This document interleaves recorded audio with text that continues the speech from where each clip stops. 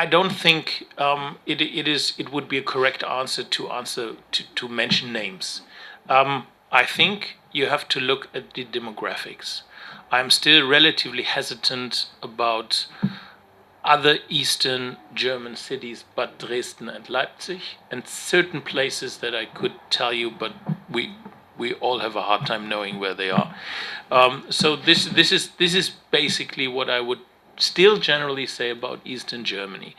With regards to Western Germany, I would look also here on the demographics. Demographics in Western Germany all of a sudden matter much more than they did 10 years ago. Secondly, I would look at the median wealth accumulation in the cities. They differ significantly.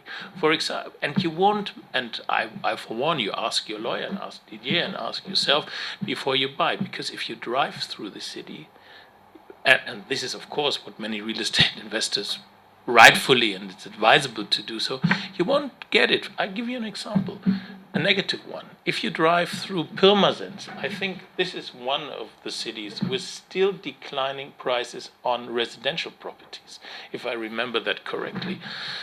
It doesn't look ugly, but it's clearly, if you look at the wealth accumulation figures, at the unemployment rates, it is a city where I won't invest today, because it has a shrinking population, it has a shrinking wealth median accumulation.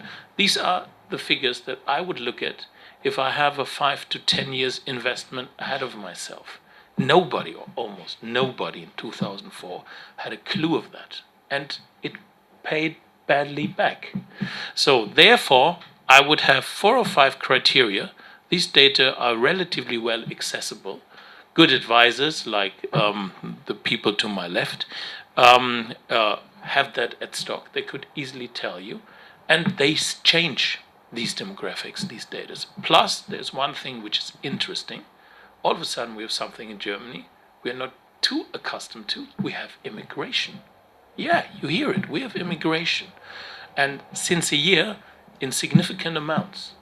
These are people who are, well, where do they come from? Surprise, surprise. It's Spain, it's Greece, it starts to become Italy. They are highly skilled. They are immediately employed. They will get decent residential apartments to use. So where are they going to? They definitely only go to the big 7. So look at the stream of immigration, where this stream is tending to, and to these places I would rather go. And it's most likely not Bad Langenaa alone, of which I still don't have a clue where it is. Thank you very much, Daniel. The idea that you raised, we took it up 4 years ago, and I'm always 4 years ago. and did put up some research on, in that regards, which areas are the best to invest in. If you just could first could show the document that you have on your site, this brilliant one. You don't have to buy this, it's free. No, it's called. Thank you very much.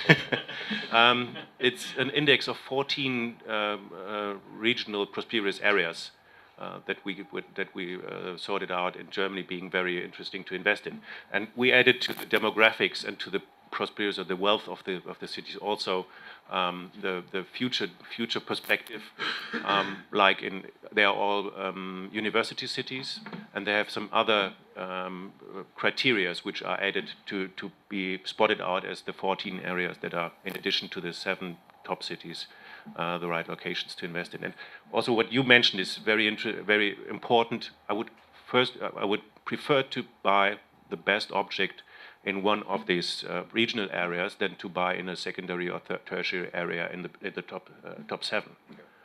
This is something where when you buy in Munich somewhere outside, in the outside, like retail or something, that is a problem that will occur in the next few years. But if you have the right object and the right size in a good location in a prosperous area, you did everything right. This is from our point of view.